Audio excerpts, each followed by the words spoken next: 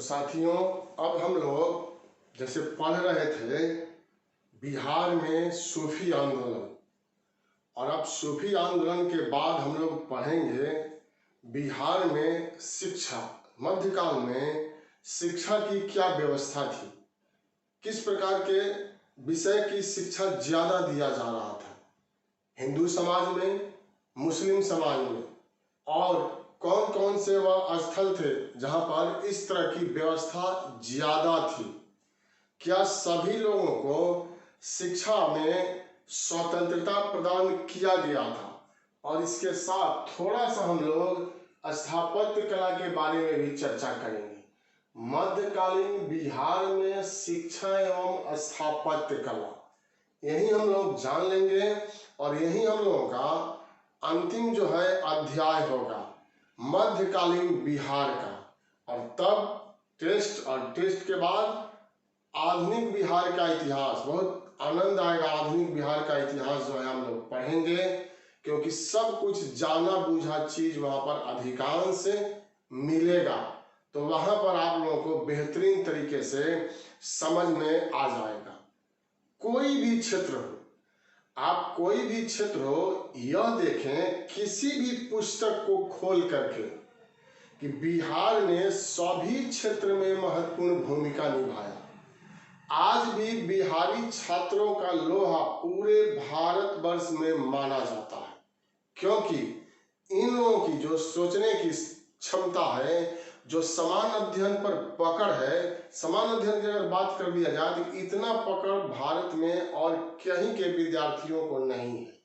दूसरा, यहाँ के जो विद्यार्थी हैं वह जरूरत से ज्यादा मेहनत करते हैं, पढ़ाई करते हैं, क्योंकि विकल्प नहीं है।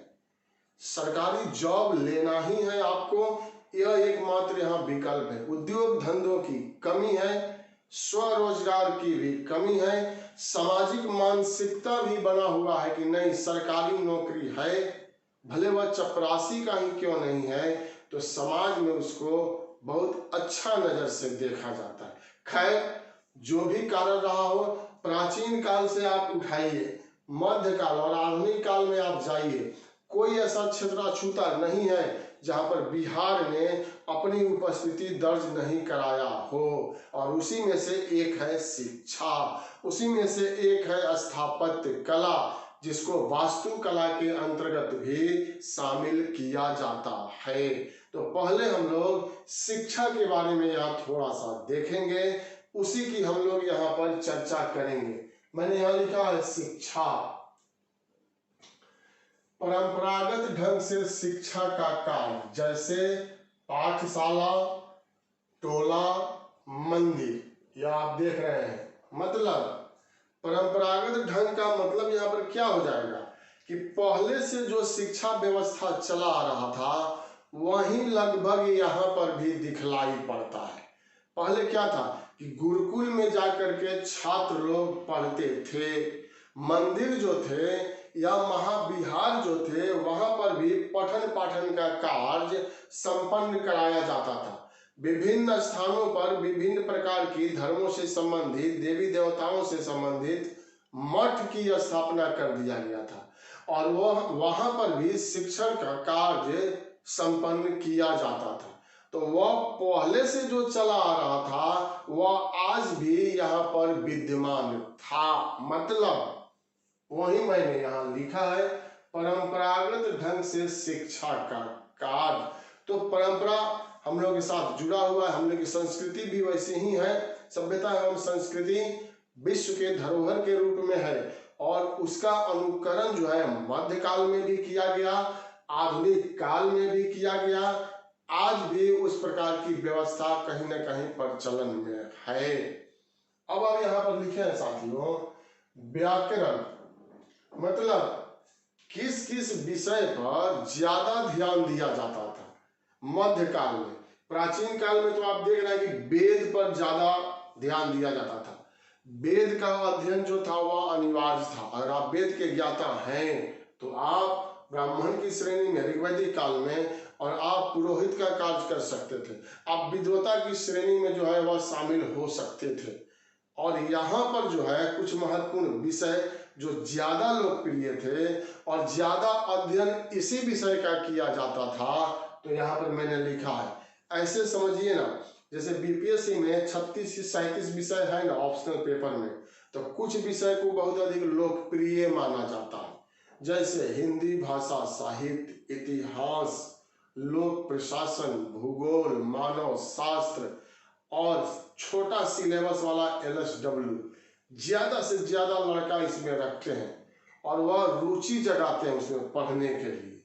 तो वहीं यहाँ पर हम लोग देख रहे हैं, जैसे व्याकरण, धर्मशास्त्र, नाट्यशास्त्र, ज्योतिष शास्त्र की शिक्षा पर विशेष ध्यान दिया जाता था और इसका अध्ययन ज्यादा संख्या में विद्यार्थी जो है वह करते थे। मुस्लिम शिक्षा मदरसा, खानकाह और मकतब आदि में दिया जाता था। अगर मुस्लिम शिक्षा की बात किया जाए साथियों, तो आज भी मदरसा में यह शिक्षा दिया जाता है। तो आप जोड़ करके अगर मुख्य परीक्षा में लिखना हो मध्यकालीन बिहार की शिक्षा पर प्रकाश डालें, तो वर्तमान के साथ आप जोड़ सकते हैं कि नहीं। यहाँ भी मदरसा आप देखते हैं और उस समय में भी मदरसा था। आधुनिक काल में भी अंग्रेजों ने भी कई मदरसों की स्थापना किया था। मदरसों के साथ साथ खानकाह हम लोगों ने सूफी आंदोलन पढ़ा था तो वहां पर चर्चा किया था। खानकाह किसको कहते हैं? मठ या आश्रम या दरगाह को खानकाह कहते हैं। तो वहां पर भी शिक्षा दीक्षा का कार्य संपन्न किया जाता था और मकतब में भी मुस्लिम विद्यार्थियों के लिए शिक्षण की सुविधा जो है वह उपलब्ध था। अब यहां लिखे हैं, यह एक शब्द आप मान लीजिए मकतब, और यहाँ पर क्या, तो प्रारंभिक शिक्षा, प्रारंभिक स्तर की जो शिक्षा है वह मकतब में दिया जाता था। मकतब में और मदरसा वर्तमान के महाविद्यालय के समान। उस समय का जो मदरसा था उसका स्वरूप अगर वर्तमान के साथ ला करके जोड़ेंगे तो यह महाविद्यालय के समान होगा, कॉलेज के समान होगा। तो यह समझने के लिए मैंने यहाँ लिख दिया है मकतब में किस स्तर की पढ़ाई और मदरसा में किस स्तर की पढ़ाई होती थी। अब साथियों कि कुछ प्रमुख स्थानों पर यह शिक्षण संस्थान थे। मुस्लिम लोगों के लिए, इस्लाम धर्म के अनुयायियों के लिए शिक्षण संस्थान थे, वह भी काफी लोकप्रिय थे।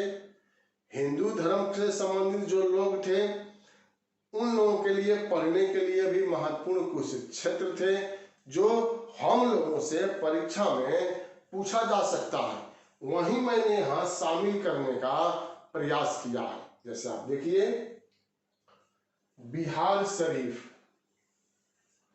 फुलवारी शरीफ, शेरघाटी, भागलपुर आदि शिक्षा का केंद्र क्या था? खानकाह यहाँ पर था।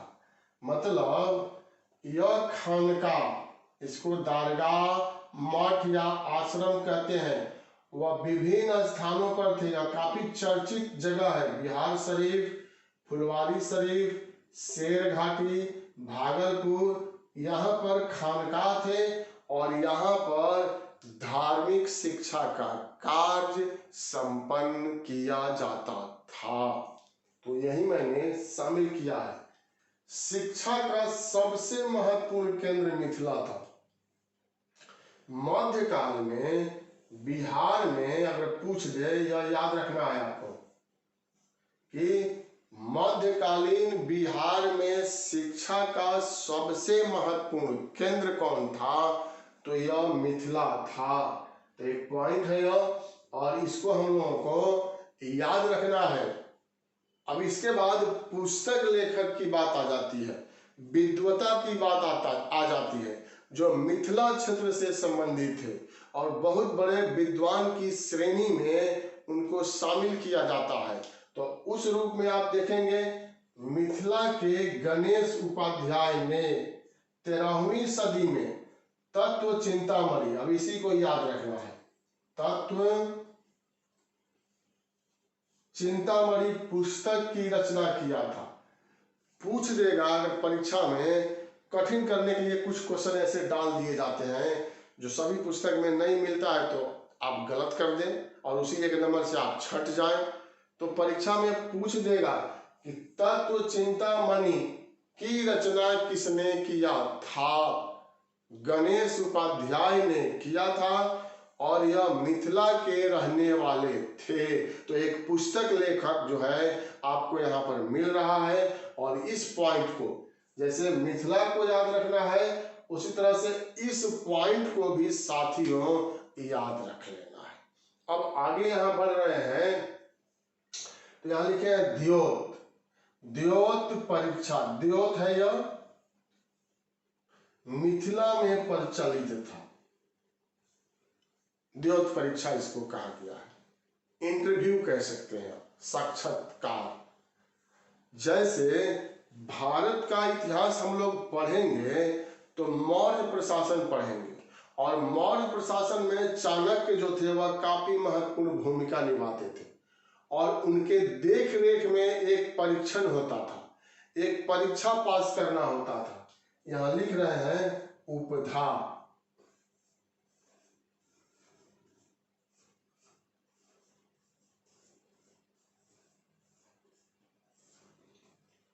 उपधा परीक्षण, जो इस उपधा परीक्षण में पास कर जाता था उसी को अधिकारी वर्ग में, उसी को मंत्री परिषद में शामिल किया जाता था। यह काफी कठिन होता था। उसी तरह से आप इसको देख सकते हैं, द्योत परीक्षा मिथिला में प्रचलित था, और यह पूछा जाएगा कि इसकी शुरुआत किसने किया। तो यह महत्वपूर्ण पॉइंट है, आपको याद रखना है कि द्योत परीक्षा की शुरुआत करने का श्रेय किसको दिया जाता है, इसका प्रवर्तक कौन था? तो दरभंगा के महाराज थे इसके प्रवर्तक। और यह किस तरह की परीक्षा होती थी? तो मैंने लिखा है, इसके द्वारा छात्रों का साक्षात्कार लिया जाता था। साथियों, एक समिति का गठन कर दिया गया था, ब्राह्मणों की समिति होती थी, और उन्हीं लोगों के माध्यम से तर्क वितर्क के द्वारा साक्षात्कार लिया जाता था। फिर महाराजा के सामने भी लिया जाता था, और उसमें सफल होना पड़ता था, और सफल होने के बाद ही सर्टिफिकेट जो है वह दिया जाता था। उसके बल पर अब आप जो चीज प्राप्त कर लें। तो यह एक पॉइंट आ गया है यहाँ पर, मिथिला, तत्व चिंतामणि, द्योत परीक्षा, तो दरभंगा के महाराज। इतना पॉइंट हम लोगों ने यहाँ पर देखा, और यह पॉइंट हम लोगों का यहाँ पर लगभग क्लियर है। अंतिम यहाँ लिखे हैं साथियों, आप देख रहे हैं, दरभंगा राज्य के संस्थापक। अब इसमें से अगर महत्वपूर्ण बात आए तो सबसे ज्यादा महत्वपूर्ण तो यही हो जाएगा। सबसे नीचे लिखे हैं, इसीलिए 2 बार 3 बार बोल रहे हैं कि छोटा छोटा अक्षर में लिखा गया है, कहीं अगर आपको दिखाई नहीं दे रहा हो। दरभंगा राज्य के संस्थापक अगर पूछ दे तो क्या होगा? महेश ठाकुर। याद रखिएगा, महेश ठाकुर जो थे वह दरभंगा राज्य के संस्थापक थे, और इनके शिष्य रघुनंदन दास राय तर्क शास्त्र के विद्वान थे। सबसे लास्ट में लिखे हुए हैं अक्षर, तो दरभंगा राज्य के संस्थापक महेश ठाकुर के शिष्य, और शिष्य का नाम है रघुनंदन दास राय। यह तर्क शास्त्र में विद्वता हासिल किए हुए थे। तो 2 पॉइंट यहाँ बन रहा है। सभी पॉइंट को तो मैं क्लियर कर रहा हूं, और वह प्रश्न बना करके भी आपके सामने प्रस्तुत कर रहा हूं।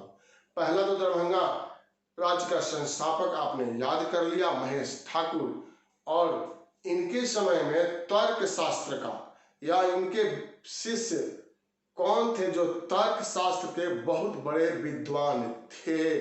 तो रघुनंदन दास राय को यह श्रेय जो है वह दिया जाता है। तो यह हम लोगों का क्लियर हो गया शिक्षा से संबंधित।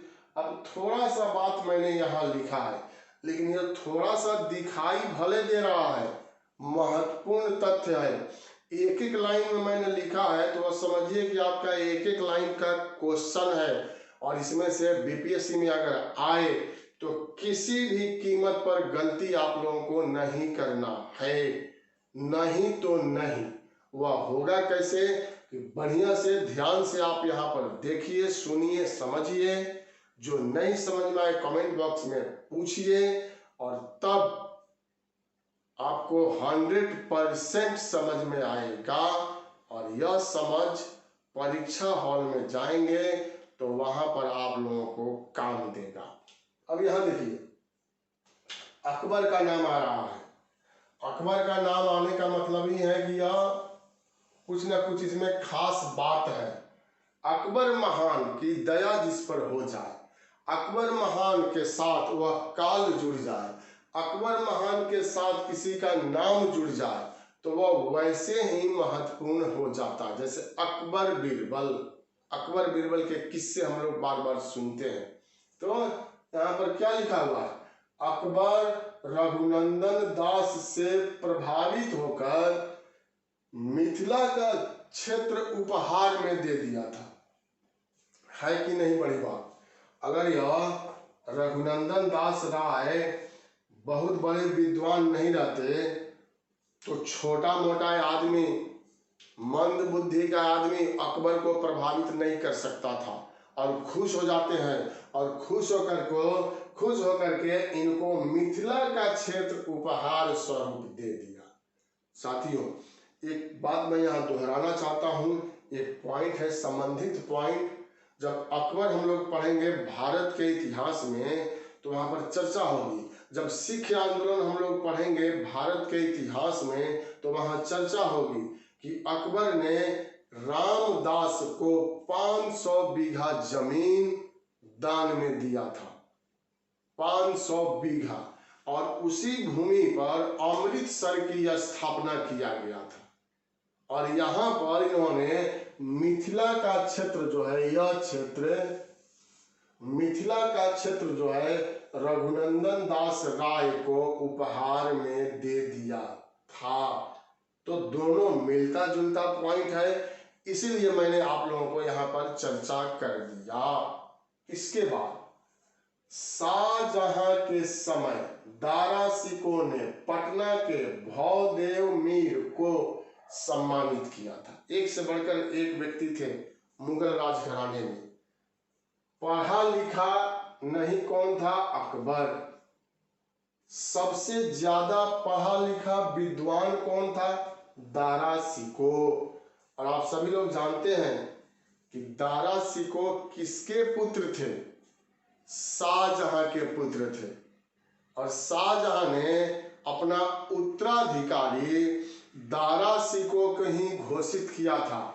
इसीलिए उत्तराधिकार का युद्ध जो है वह शुरू हो गया था। यहाँ पर दारा सिको की अगर बात करें तो दारा सिको, साथियों, दारा सिको की विद्वता के बारे में अगर चर्चा किया जाए तो बहुत ज्यादा तथ्य यहाँ मिल जाता है। दारा सिको ने यहाँ 52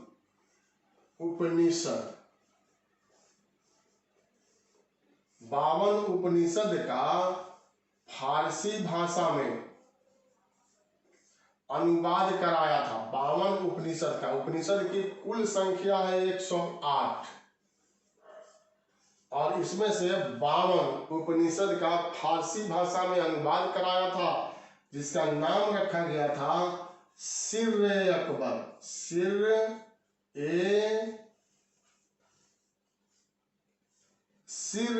अकबर इसका नाम रख दिया गया था। और दारा सिको जो थे वह धर्मनिरपेक्ष राजकुमार के रूप में भी माने जाते हैं। यह हिंदू और मुस्लिम संस्कृति को मिलाने के पक्षधर थे। और इसी रूप में इन्होंने एक और पुस्तक लिखा था, और यह पुस्तक है, आप यहां देखिए, मज्म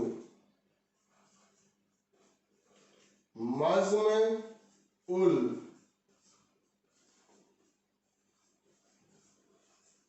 बहरीन। यह दारा शिकोह के द्वारा लिखा गया पुस्तक है। मज्म उल बहरीन, दो महासागरों का मिलन। इसका शाब्दिक अर्थ होता है दो महासागरों का मिलन। दो महासागर क्या? हिंदू और मुस्लिम संस्कृति का आकर के आपस में मिलन। इसी से इसके व्यक्तित्व का, इसके सोच का पता जो है वह चल जाता है। तो दारा शिकोह का यह नाम आया था। इसके बाद राजा राम मोहन राय, यह तो काफी महत्वपूर्ण पॉइंट है। राजा राम मोहन राय फारसी भाषा के अध्ययन के लिए कहाँ आए? तो पटना आए थे। राजा राम मोहन राय के बारे में पढ़ा जाता है भारत के इतिहास में। जब सामाजिक धार्मिक सुधार आंदोलन पढ़ा जाता है तो इन्हीं से शुरुआत किया जाता है। राजा राम मोहन राय भारतीय पुनर्जागरण के जनक हैं। इनको भारतीय पुनर्जागरण का पैगंबर कहा जाता है, पिता कहा जाता है। और इन्होंने ब्रह्म समाज की स्थापना किया था, जो बार बार पूछा जाता है, बीपीएससी में भी पूछ दिया है, ब्रह्म समाज की स्थापना। और हम लोगों ने चर्चा किया था कि अकबर द्वितीय ने इनको राजा की उपाधि से सम्मानित किया था, राजा राम मोहन राय को। और साथियों, आप लोग सेट भी बनाते होंगे या किसी परीक्षा में जनरल वगैरह में शामिल हुए होंगे तो वहां पूछा जाता है कि किस भारतीय के सहयोग से लॉर्ड विलियम बेंटिक ने 1829 में सती प्रथा को समाप्त कर दिया। तो वही यह व्यक्ति हैं राजा राम मोहन राय, जो फारसी भाषा के अध्ययन के लिए पटना आए थे। तो पटना, इसका मतलब है कि फारसी भाषा का एक महत्वपूर्ण केंद्र था, पर्शियन भाषा का एक महत्वपूर्ण केंद्र था। वही पॉइंट मैंने यहां पर शामिल कर लिया है। अब इसके बाद है ईरान का यात्री, ईरानी यात्री अहमद बहानी ने पटना के सैफ खां मदरसे का भ्रमण किया था। तो मदरसे के बारे में पूछा जाए चाहे नहीं पूछा जाए, लेकिन यह तो पूछा जा सकता है कि निम्नलिखित में से कौन ईरान का यात्री था जिसने पटना की यात्रा किया था? तो वहां पर आप जवाब जो है अहमद बहानी दे सकते हैं। जैसे बीपीएससी का क्वेश्चन बैंक उलट करके देखेंगे तो कोई ऐसा व्यक्ति नहीं है, रेनसांग हो, फाइयान हो, मेगास्थनीज हो और इत्सिंग हो, यह नहीं पूछा गया है। यह सब के बारे में पूछ दिया गया है। विदेशी यात्री किसके समय आए या क्या करने आए या इनकी क्या पुस्तक है। तो मध्यकाल में बिहार से संबंधित यह भी महत्वपूर्ण तथ्य पूछा जा सकता है। क्लियर है, साफ। उसके बाद यहां मैंने लिखा है बिहार के नायब नाजिम, जो एक पद बनाया गया था नायब नाजिम, आप लोगों को याद होगा पिछले क्लास में हम लोग पढ़े थे कि एक पद क्रिएट किया गया नायब नाजिम का, और इस पद को प्राप्त करने वाला बिहार में पहला व्यक्ति था अलीवर्दी खां। और आप लोगों को याद भी होगा, वही पॉइंट है यहाँ, बिहार के नायब नाजिम राजा राम नारायण मौजू, लंबा नाम है, राजा राम नारायण मौजू ने फारसी भाषा में क्या लिखा?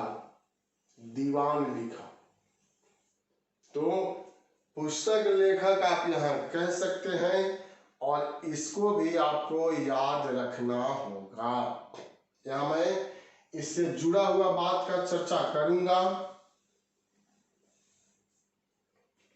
एक यहाँ पर दीवान आ रहा है जिसके लेखक मौजू है, राजा राम नारायण मौजू, और एक और दीवान आएगा, दीवान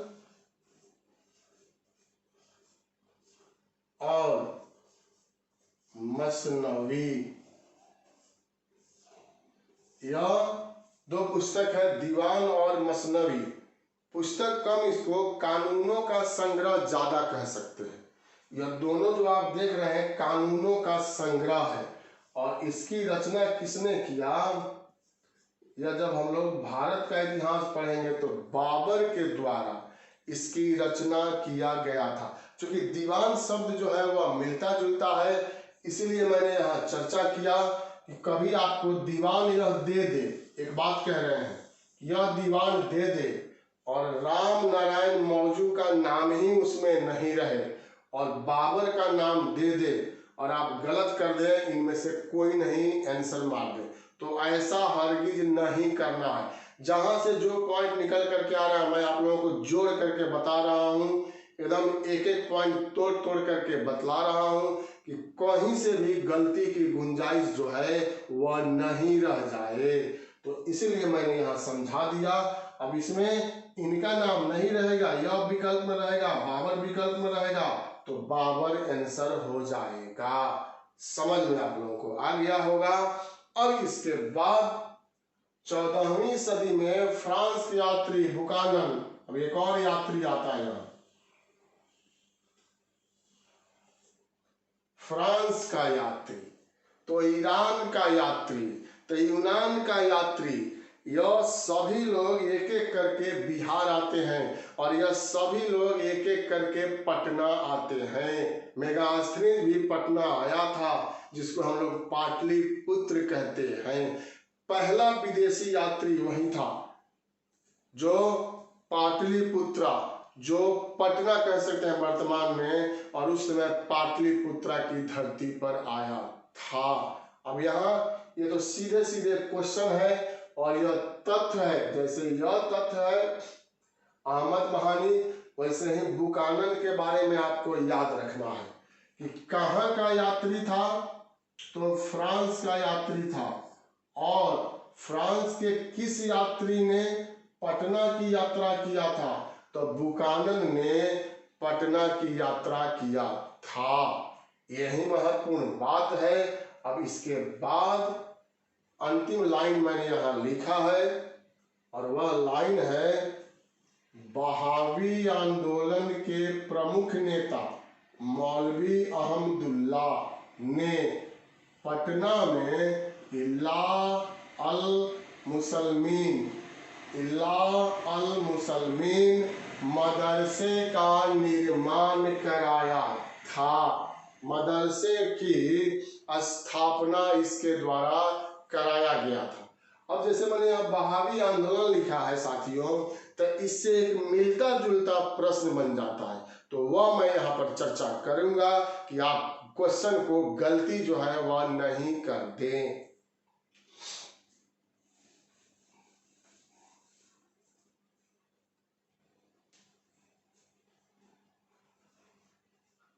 जैसे परीक्षा में पूछा जाता है, पूछा गया बीपीएससी में, क्वेश्चन बैंक में मिलेगा आपको कि 1830 में पटना किस आंदोलन का मुख्य केंद्र था, यह क्वेश्चन पूछ दिया गया है 42 से 43 बीपीएससी में। देखिएगा कि 1830 में पटना निम्नलिखित में से किस आंदोलन का मुख्य केंद्र था, तो आपका जवाब क्या होगा, यही होगा, बहावी आंदोलन का। यह धार्मिक आंदोलन था, बहावी आंदोलन का साथियों यह मुख्य केंद्र था।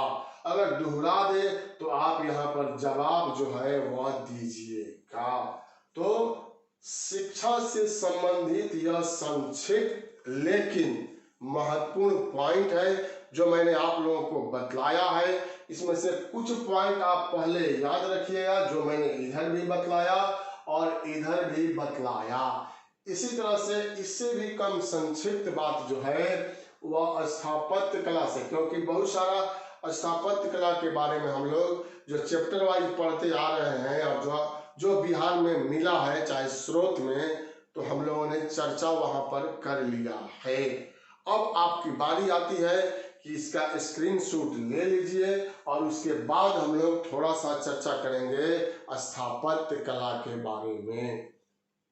स्थापत्य कला के बाद हम लोगों का क्वेश्चन और आंसर का टाइम जो है वह आएगा और उस क्वेश्चन और आंसर के साथ हम लोग आगे बढ़ेंगे और तब हम लोगों का मध्यकालीन बिहार का इतिहास समाप्त हो जाएगा।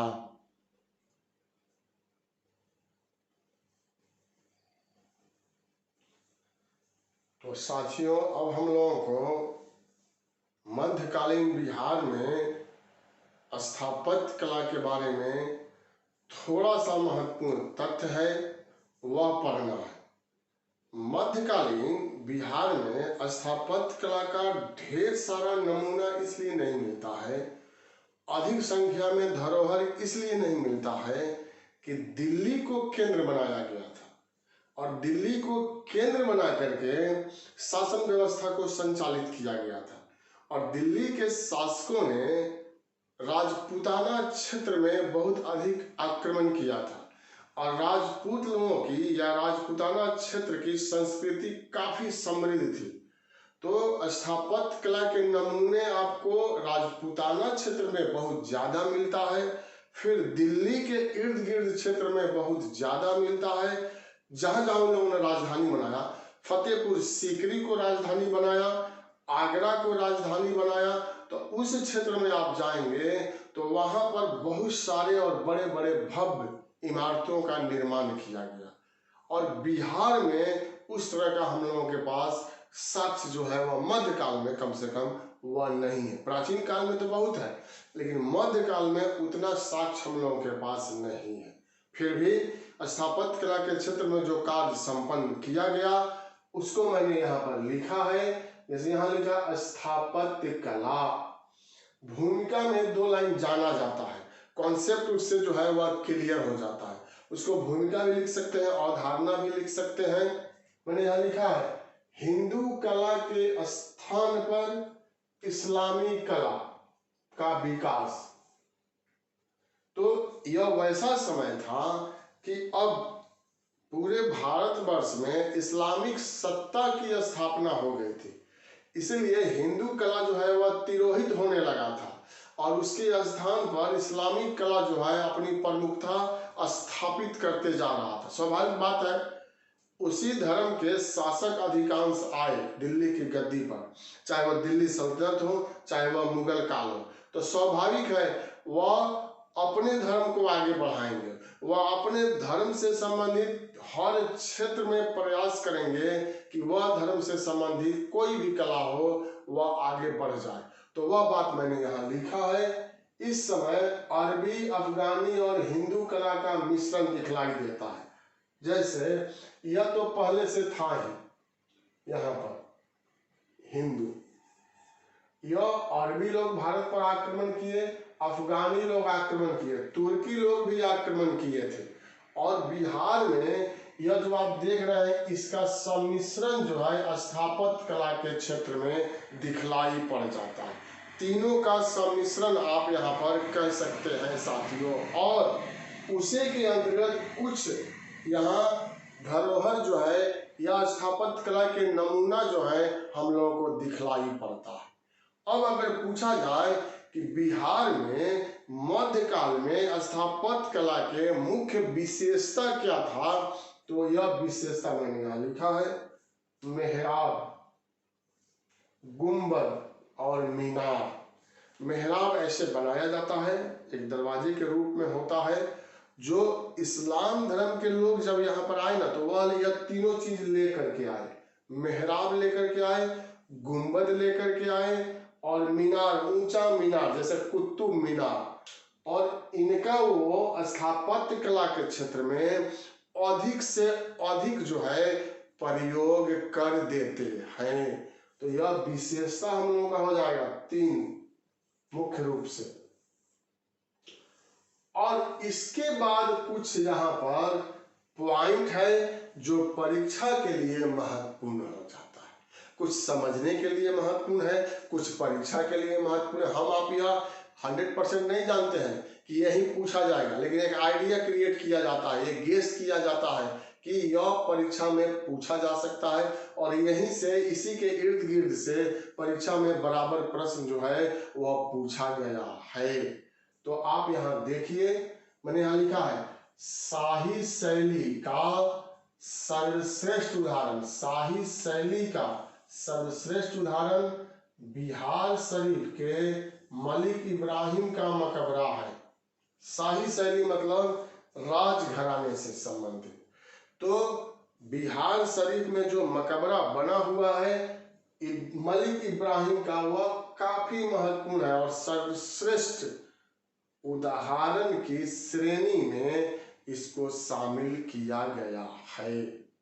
अब साथियों, यहाँ पर हम लोग चर्चा किए थे सूर शैली या अफगान शैली का नमूना, यहाँ पर मैंने लिखा है और यह सब लोग आप लोग जानते हैं।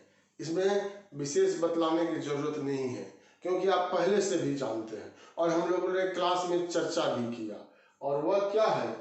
शेर शाह का मकबरा। यह बीपीएससी में पूछ दिया, आसान भले है, लेकिन कहाँ? तो सासाराम बिहार में। यह अष्टकोणीय मकबरा है। यह नहीं पूछा गया बीपीएससी में, यूपीएससी में पूछा गया। अष्टकोणीय मकबरा का अंतिम उदाहरण अगर पूछ दे कि मध्यकाल में बिहार में अष्टकोणीय मकबरा का अंतिम उदाहरण कौन है, तो शेर शाह का मकबरा है। पानी के बीचों बीच में, जिसको कृत्रिम झील कहते हैं, आज भी है, पर्यटन के रूप में है। अगर आपकी जॉब लगती है और पोस्टिंग वहां होती है, निश्चित रूप से आप जाएं और उसके लिए कुछ कार्य अगर बन सकता है कि उसको और थोड़ा सा सौंदर्यीकरण कर दिया जाए, उतना पावर अगर आपको मिलता है, उतना सरकारी धन जो है वह उपलब्ध कराया जाता है, फंडिंग आता है, तो आप निश्चित रूप से करें। और यह अद्भुत नमूना है सूर शैली और अफगान शैली का। रोहतासगढ़ का दुर्ग भी सूर शैली का ही उदाहरण है। अब यहाँ पर हम लोग जो चर्चा किए, तो यह पहले भी चर्चा कर चुके हैं। वही रोहतासगढ़ का दुर्ग है जिसमें शेर शाह ने चुनार के धन संपत्ति को ले जाकर के रोहतासगढ़ के दुर्ग में स्थानांतरित कर दिया था और अपनी शक्ति को मजबूत कर लिया था और उसी शक्ति के बदौलत मुगलों का 15 साल के लिए यहाँ से अंत कर दिया था और सूर्यवंश को स्थापित कर दिया था। तो यह महत्वपूर्ण बात हो गया, जिसमें अगर हम लोगों को याद रखना होगा तो यह पॉइंट पहले याद रखिएगा, यहां से यहां तक। मतलब शेर शाह का मकबरा जो है वह पहले हम लोगों को याद रखना है परीक्षा के दृष्टिकोण से। अब थोड़ा सा पॉइंट जो है मैंने यहाँ पर लिखा है और वह है अकबर के समय रोहतासगढ़ में इवास खान, नाम है यहाँ इवास खान की मस्जिद और साकी सुल्तान का मकबरा प्रमुख है। दो लोग हैं और यह अकबर के समय में बनाया गया है। साथियों, बिहार में स्थापत्य कला के वैसे भी बहुत अधिक नमूने नहीं है मध्यकाल में, तो इसलिए जो है वह महत्वपूर्ण है और यह अकबर महान के समय का है। रोहतासगढ़, यही रोहतासगढ़ जो मैंने यहाँ पर लिखा है, शेर शाह ने इसका निर्माण जो है वह कराया था। तो इवास खान की मस्जिद और साकी सुल्तान का मकबरा जो है वह प्रमुख है। इसके बाद इनके पुत्र हैं जहांगीर। तो जहांगीर के समय मनेर स्थित मखदूम शाह दौलत का मकबरा, यह जहांगीर के समय में बना था। अकबर के समय में यह बन गया और जहांगीर के समय में मखदूम शाह दौलत का मकबरा। ये काफी चर्चित व्यक्ति हैं, महत्वपूर्ण व्यक्ति हैं। इसे छोटी दरगाह भी कहते हैं। तो यह छोटी दरगाह एक पॉइंट हो जाएगा। परीक्षा में पूछा जा सकता है कि मनेर में स्थित किसके मकबरे को छोटी दरगाह कहते हैं? तो जवाब आपका क्या होगा? मखदूम शाह दौलत, मखदूम शाह दौलत के मकबरे को छोटी दरगाह कहते हैं। तो यही हम लोगों का पॉइंट हो जाएगा। और इसमें आप देखिए, इसका निर्माण जो है लाल बलुआ पत्थर, हम लोग चर्चा किए थे। भारत का इतिहास जब पढ़ा जाएगा तो वहां पर भी चर्चा किया जाएगा। क्या किया जाएगा कि अकबर के समय की स्थापत्य कला की मुख्य विशेषता क्या थी? तो लाल बलुआ पत्थर का प्रयोग करना मुख्य विशेषता था। शाहजहां के समय में स्थापत्य कला की मुख्य विशेषता क्या था? तो सफेद संगमरमर का प्रयोग करना। तो यहाँ पर लाल बलुआ पत्थर की बात यहाँ भी आ रहा है। यह दरगाह जो बनाया गया है, जिसको छोटी दरगाह कहते हैं, वह लाल बलुआ पत्थर से निर्मित है। यहाँ तक हम लोगों ने पढ़ लिया। और अब देखिए, मंदिर की बात यहाँ पर अब आ रहा है। तो मंदिर के भी प्रमाण जो है कम ही मिले हैं बिहार में, इसलिए कि जब इस्लाम धर्म के अनुयायी शासक हों तो वहां मंदिर बनाने की बात नहीं आएगी। अगर मंदिर बनाया भी गया तो वह बहुत अद्भुत बात कहा जाएगा, बहुत साहस का बात कहा जाएगा, या कोई धर्मनिरपेक्ष शासक वैसा आदेश दे दिया होगा तब वह मंदिर बना दिया गया होगा। नहीं तो मंदिरों को तोड़ करके मस्जिद का भी निर्माण मध्यकाल में बहुत अधिक किया गया है। तो यहाँ हम लिखे हैं कि बिहार के मंदिर में पटना के समीप बैकुंठपुर के शिव मंदिर को राजा मान सिंह, कई बार इनका नाम आया, राजा मान सिंह ने आर्थिक मदद किया था। आर्थिक मदद राजा मान सिंह करते हैं कि इसको पुनर्निर्माण कर दिया जाए, इसको जीर्णोद्वार कर दिया जाए, इसकी मरम्मत कर दी जाए। तो शासक लोग आर्थिक मदद जो है वह दिया करते थे। वही कार्य यहाँ राजा मान सिंह के द्वारा संपन्न किया जाता है। इसके बाद रोहतासगढ़ के हरिश्चंद्र मंदिर का, रोहतासगढ़ में हरिश्चंद्र मंदिर है, का निर्माण राजा मान सिंह ने कराया था। साथियों, यहाँ भी मान सिंह का नाम आता। अब जब निर्माण कराया था तो यह तो आपको याद रखना है, जैसे हम लोग याद रखते हैं ना कि बोध गया में महाबोधि मंदिर का निर्माण किसने कराया? तो अशोक ने कराया। गया में या बोध गया में विष्णु पद मंदिर का निर्माण किसने कराया? तो अहिल्याबाई होलकर ने कराया। उसी तरह से रोहतासगढ़ के हरिश्चंद्र मंदिर का निर्माण किसने कराया? राजा मान सिंह ने कराया था। तो यही महत्वपूर्ण और संक्षिप्त बात है राजा मान सिंह से। अब यह जो हम लोग देख रहे हैं, तो यहाँ पर मैंने लिखा अरबी, अफगानी और हिंदू कला का मिश्रण, माने इन सभी कला का प्रभाव जो है यहाँ दिखलाई पड़ता है।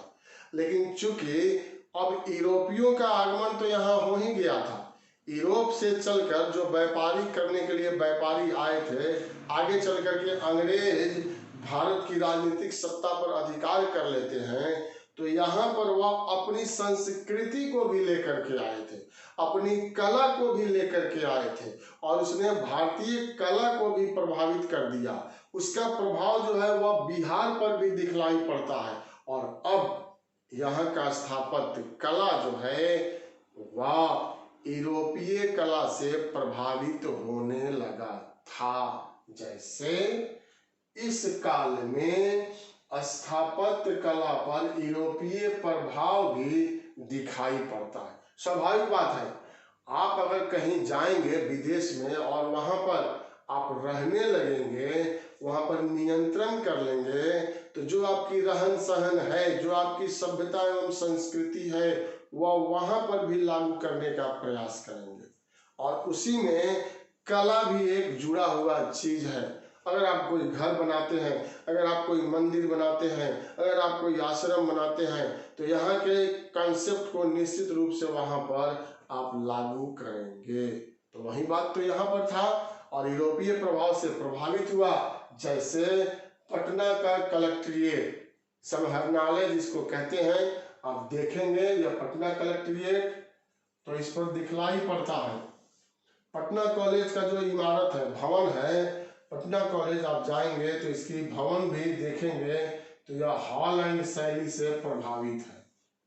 वह एक अलग डिजाइन को समर्पित है, और देखने से ही पता चलता है कि यह विदेशियों के अनुकरण किया गया, विदेशियों के इमारत का, भवन का अनुकरण किया गया है। क्योंकि भारतीय शैली जो है वह अलग है, और वह बिल्कुल अलग हो जाता है। अब यहाँ इसमें इसके अतिरिक्त मैंने लिखा है राजभवन, सचिवालय, उच्च न्यायालय पर भी प्रभाव दिखाई पड़ता है।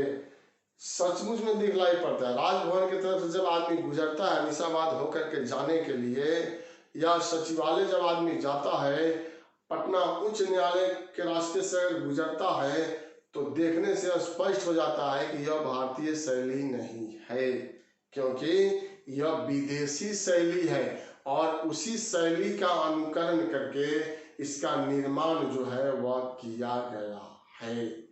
तो स्थापत्य कला में मैंने निष्कर्ष में यहाँ लिख दिया, कोई नया कला का परिचायक नहीं है। यह जो कुछ भी आप देख रहे हैं यहाँ पर मैंने जो बतलाया, यह कोई नवीन कला का परिचायक नहीं है, बल्कि यह तो पहले से चला आ रहा था, उसी का अनुकरण जो है वह किया गया। जैसे मान लीजिए दिल्ली सल्तनत में जिस कला को हमने देखा वह शेरशाह अपनाते हैं, और उसी चीज को अकबर अपना लेते हैं, तो वह पहले से चला आ रहा है मध्यकालीन में, और उसी का अनुकरण यहाँ पर किया गया, जिस पर अफगानी, अरबी, हिंदू और यूरोपीय भी कहेंगे शैली का प्रभाव दिखलाई पड़ता है। हाँ, यह जरूर कह सकते हैं यह तीन नया चीज जो है यह लोग अपने साथ ले करके आए, और इसका अधिकाधिक जो है इमारतों में प्रयोग किया जाने लगा था। तो साथियों, यही हम लोगों का मध्यकालीन बिहार से संबंधित अंतिम क्लास है, और इसके बाद एक टेस्ट आप लोगों का लिया जाएगा 50 क्वेश्चन का मैंने बनाया है, और वह टेस्ट इसलिए कि आपके मनोबल को देखना है, आप उसको बनाएंगे, आपकी तैयारी को देखना है, और उसके बाद हम लोग भारत के इतिहास के अंतर्गत बिहार के आधुनिक भारत का इतिहास जो है वह शुरू करेंगे। स्क्रीनशॉट इसका लीजिए आप, चूंकि यह बहुत सारा तथ्य है, और इसी तथ्य के अंतर्गत अगर कोई परीक्षा में प्रश्न पूछा जाए तो आपको जवाब देना है। यह तो आपको याद हमेशा के लिए रख लेना है। यह भी शेरशाह से संबंधित है, तो यह याद आप लोगों को रखना है। छोटी दरगाह किसको कहते हैं, यह याद आपको रखना है। रोहतासगढ़ के हरिश्चंद्र मंदिर का निर्माण किसने कराया, वह पॉइंट भी आपको याद रखना है। अब आप लोगों के सामने बारी आ रहा है क्वेश्चन और आंसर का। क्वेश्चन और आंसर दे करके आप इस क्लास को छोड़ सकते हैं। साथियों, बीच में कुछ लोग गायब हो जाते हैं, मुझे नाम याद है लेकिन मैं नाम रखूंगा नहीं आप लोगों का, क्योंकि आप लोग पुनः वापस आएं और इस क्लास को ज्वाइन करें। इतना महत्वपूर्ण तथ्य और इतना अलग तथ्य आपको और किस क्लास में मिलेगा या मिला होगा, मुझे तो आशा नहीं है। इसमें बहुत सारा नया चीज़ आप लोगों को मिल रहा है। स्क्रीनशॉट आप लोगों ने ले लिया होगा। अब क्वेश्चन और आंसर की बारी है।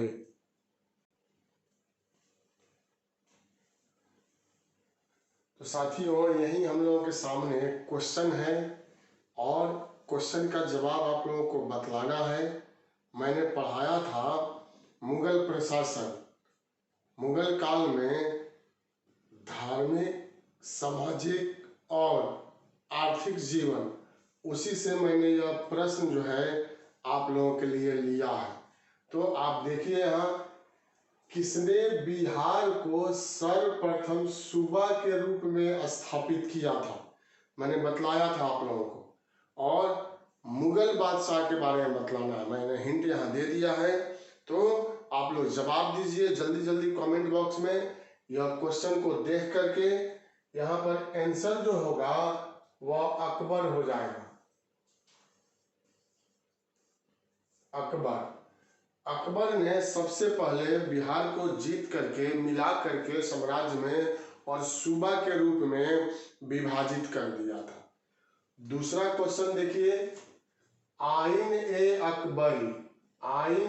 अकबरी के अनुसार बिहार का सूबा कितने सरकार में विभक्त था।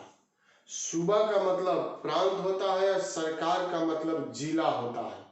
तो आईने अकबरी में कितने सरकार में बांटा गया था, कितने जिला में बिहार को बांटा गया था। आप लोगों का जवाब यहाँ आ गया होगा और यह है 7 सरकार, 7 जिला में बांट दिया गया था साथियों। तीसरा नंबर क्वेश्चन आपको देखना है और तीसरा नंबर क्वेश्चन है, परगना का अधिकारी कहलाता था या होता था। परगना के अधिकारी को क्या कहते थे। दो में से कोई नाम है जो आप दे सकते हैं, दोनों चलेगा, जिसमें आमील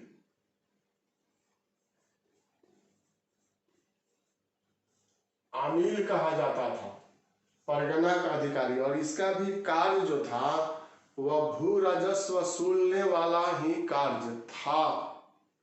उसके बाद 4 नंबर क्वेश्चन है, अकबर के समय किसने बिहार की पैमाइश किया था।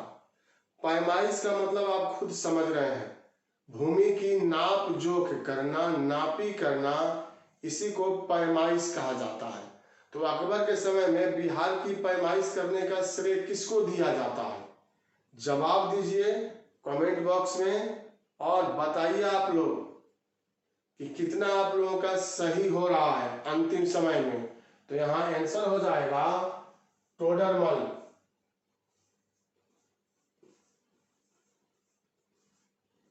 यही टोडरमल जो है भू राजस्व के सबसे बड़े ज्ञाता थे और टोडरमल प्रणाली या आईने दहसला प्रणाली को इसने लागू किया था। 5 नंबर क्वेश्चन, फरुआत नामक कर किससे लिया जाता था। यह भी मैंने पढ़ाया था आप लोगों को प्रशासन में कि बिहार में मुगल काल में फरुआत नामक कर किससे वसूल किया जाता था। जवाब आपको देना है और जवाब 5 सेकंड से 10 सेकंड में दीजिए। जवाब आप लोगों का यहाँ पर आ गया होगा और जवाब में आंसर होगा जमींदार।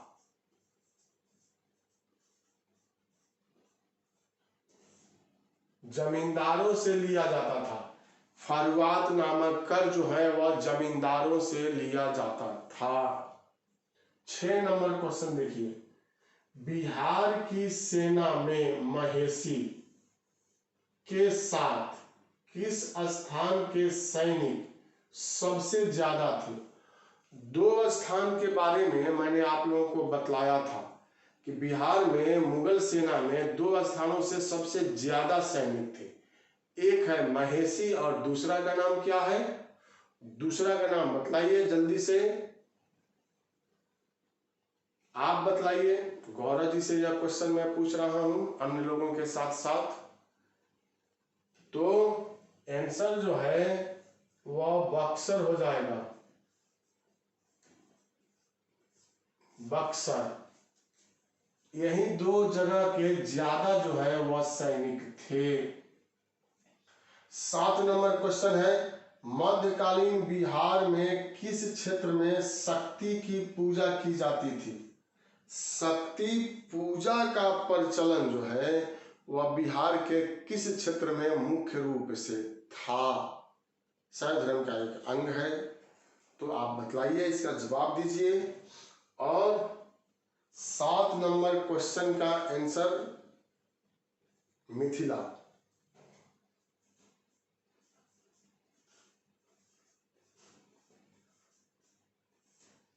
मिथिला है।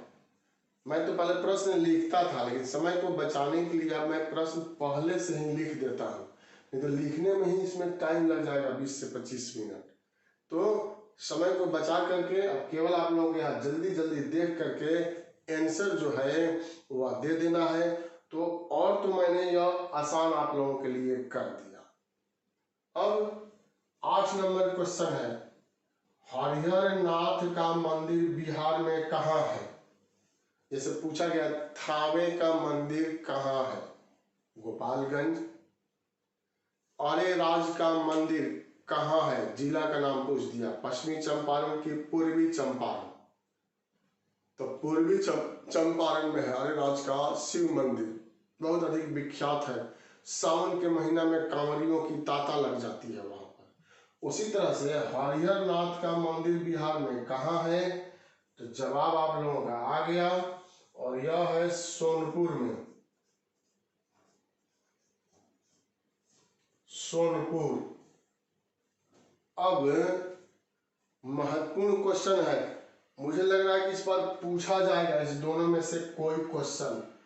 कुलीनवाद किसकी देन है? यह जब हम लोग सामाजिक जीवन पढ़ रहे थे मुगल काल में, तब कुलीनवाद शब्द आया था और मैंने बतलाया था कि यह किसकी देन है, वही आपको बतलाना है। मैं एक हिंट दे रहा हूँ, यह कर्नाट वंश के शासक थे। मिथिला में जो कर्नाट वंश था उसी के यह शासक थे। एक दूसरा हिंट आप लीजिए कि यह कर्नाट वंश के अंतिम शासक थे। अब आपका जवाब यहाँ आ जाना चाहिए, कई शब्द जुड़ा हुआ है, कर्नाट वंश का शासक, कर्नाट वंश का अंतिम शासक और कुलीनवाद का प्रवर्तक।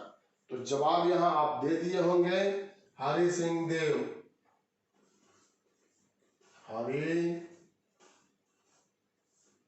हरि सिंह भी कहते हैं यहाँ पर, और हरि सिंह देव भी कहते हैं।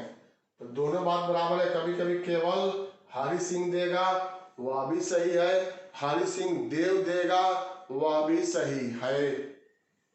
10 नंबर, कुलीनवाद की तरह यह महत्वपूर्ण हो जाता है। जैसे कुलीनवाद, पंजी व्यवस्था के प्रवर्तक कौन थे? अब पंजी व्यवस्था के बारे में आपको बतलाना है कि इसके प्रवर्तक कौन थे, और यह भी कर्नाट वंश के ही शासक थे। अब आप इसका आंसर जो है वह बताइए।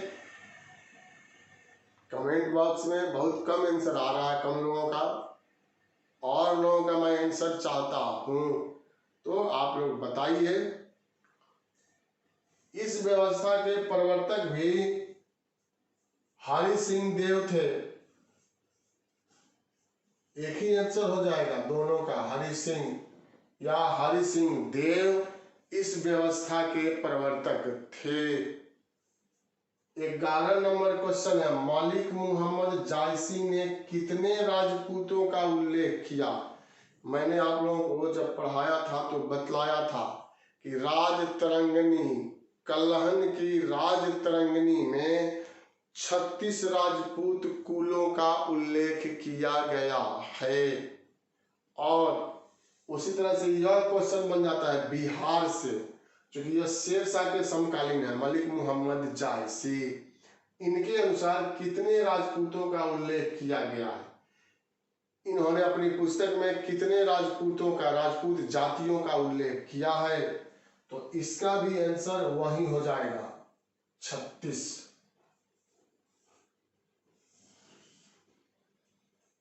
अब 12 नंबर क्वेश्चन यहां आपके सामने है, किस मुगल बादशाह ने सती प्रथा को प्रतिबंधित किया था? तो यह तो मुगल वंश भी पढ़ा जाता है भारत के इतिहास में, तो वहां पर भी लिखा जाता है सती प्रथा को 1580 में प्रतिबंधित किया था। एक हिंट्स है यह 1580। अब आपका जवाब आ जाना चाहिए और आपका जवाब होगा अकबर।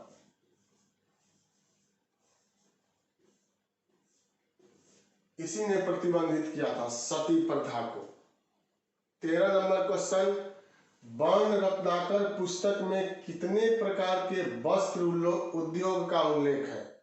वर्ण रत्नाकर जो पुस्तक है उसमें कितने प्रकार के वस्त्र उद्योग का, कपड़ा उद्योग का उल्लेख किया गया जो बिहार में प्रचलित था? तो हमने बताया था आप लोगों को, संख्या केवल आप लोगों को बतलाना है यहाँ पर, और 5 से 10 सेकंड में आप बताइए, चूंकि आप पढ़ चुके हैं और आप लोगों को याद भी होगा। आंसर यहां हो जाएगा 30 प्रकार, 30 प्रकार का। अब यहां पर मैंने लिखा विष्णु पद मंदिर का निर्माण किसने कराया? यह भी परीक्षा के लिए 66वीं बीपीएससी के लिए महत्वपूर्ण है। जिनको याद है अच्छी बात है कि अगर आप पूछ दे तो 1 नंबर आपका सही हो जाएगा। जिनको नहीं याद है उनको याद करना है, क्योंकि पूछा जा सकता है। विष्णु पद मंदिर गया में है, फल्गु नदी के किनारे, और इसका निर्माण किसके द्वारा कराया गया था यह आपको बतलाना है। मैंने बतलाया था इंदौर की शासिका थी। एक यह आपको हिंट्स दिया जा रहा है, इंदौर की शासिका, और उनका नाम था, यहां मैं लिख रहा हूं अहिल्याबाई।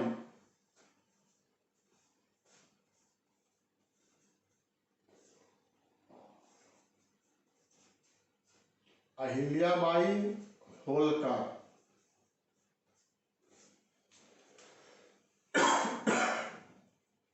यही जो है वह आंसर हो जाएगा अहिल्याबाई होलकर।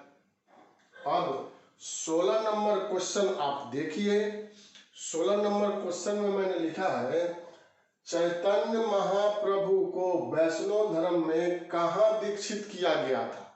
ऐसी मान्यता है कि चैतन्य महाप्रभु को बिहार में ही वैष्णव धर्म में, भागवत धर्म में दीक्षित किया गया था। तो वह स्थान आपको बतलाना। जैसे पूछा जाता है ना कि भगवान बुद्ध को ज्ञान की प्राप्ति कहाँ हुआ, भगवान बुद्ध को मृत्यु की प्राप्ति कहाँ हुआ, महावीर स्वामी को ज्ञान की प्राप्ति कहाँ हुआ, तो उसी तरह से यह क्वेश्चन हो जाएगा चैतन्य महाप्रभु को वैष्णव धर्म में कहाँ दीक्षित किया गया था? तो आप जवाब दीजिए और यह आंसर हो जाएगा गया। गया में इनको दीक्षित जो है वह किया गया था। इसके बाद वेंकटपुर का मंदिर स्थित है, जगह का नाम बतलाना है कि कहां पर यह स्थित है। आसान क्वेश्चन है, जाना पहचाना नाम है, और प्राचीन काल से लेकर के आधुनिक काल में वर्तमान समय में भी यह काफी चर्चित जगह है, राजधानी है, और इसका आंसर जो है वह पटना हो जाएगा, पटना। 18 नंबर क्वेश्चन, उजूहत नामक कर किससे लिया जाता था? यह बिहार में लिया जाता था उजूहत। तो बतलाना है, जैसे एक आपने यहाँ बतलाया कि फरुआत नामक कर किससे लिया जाता था? जमींदारों से। तो उसी तरह से वजूहत नामक कर किससे लिया जाता था यहाँ आपको बतलाना है, केवल आंसर। तो यह व्यापारी वर्ग से, व्यापारी वर्ग से लिया जाता था। 19 नंबर क्वेश्चन है कि पटना और गया किस सरकार के अंतर्गत है? जैसे हम लोगों ने पढ़ा था कि 7 सरकारों में विभाजन किया गया था, तो 7 सरकार का मैंने नाम भी बतलाया था। तो उसी के अंतर्गत यह प्रश्न है कि पटना और गया किस सरकार, किस जिला के अंतर्गत शामिल थे? 10 सेकंड का समय है आपके पास, बताइए, और बता करके कुल जोड़ करके तब जाना है। लाइक करके जाना है। सब्सक्राइब नए लोग हैं जुड़ रहे हैं, मैं आज पहला दिन आया हूं या पहले दिन आई हूं, तो सब्सक्राइब कीजिए, लाइक कीजिए, बढ़ाइए संख्या को। जैसे मैंने क्वेश्चन की संख्या बढ़ा करके 20 कर दिया, ऐसे लिखने में यह 20-22 आ जा रहा है, तो और एक एक लाइन में लिखने में कम आता था, तो मैंने यह क्वेश्चन की संख्या बढ़ाया। आप लाइक की संख्या बढ़ाइए, शेयर की संख्या बढ़ाइए, सब्सक्राइब की संख्या बढ़ाइए। यह बिहार सरकार, नाम ही था जिला का बिहार, किस सरकार के अंतर्गत, तो बिहार सरकार। सरकार का मतलब जिला या गवर्नमेंट्स का मतलब यह नहीं होगा। अंतिम क्वेश्चन है कि बिहार का सेनापति क्या कहलाता था। मुगल काल में जो सेनापति बिहार में नियुक्त किया गया था, बिहार प्रांत में, सूबा में, तो इस सूबा का सेनापति क्या कहलाता था, उसको किस नाम से संबोधित किया जाता था, यही आप लोगों को जवाब देना है। और सभी लोग लगभग इसमें जानते होंगे, इस जवाब को देंगे। और इसको साथियों कहा गया है बख्शी। केंद्र स्तर पर मीर बख्शी, केंद्र स्तर पर मीर बख्शी, और राज्य स्तर पर बख्शी जो है वह कहा गया है। तो यही आज का प्रश्न था, और इसी के साथ हम लोगों का मध्यकालीन बिहार का इतिहास समाप्त होता है। आप इसका स्क्रीनशॉट लीजिए, क्योंकि यह क्वेश्चन है। स्क्रीनशॉट लेकर के आप इस क्वेश्चन को अपने नोटबुक में नोट कर सकते हैं। यहाँ से अगर कोई परीक्षा में प्रश्न पूछा जाएगा तो आपका जवाब जो है वह सही हो जाएगा। अब इसके बाद 50 क्वेश्चन का टेस्ट, प्राचीन भारत, मध्यकालीन भारत और आधुनिक भारत का उसमें क्वेश्चन रहेगा। और आपको अपनी जांच करना है कि अब तक जो पढ़े या कुछ नहीं भी पढ़े हैं, जो आज जैसे आधुनिक बिहार का इतिहास नहीं पढ़े हैं, तो उसमें प्राचीन बिहार, मध्यकालीन बिहार और आधुनिक बिहार का क्वेश्चन रहेगा।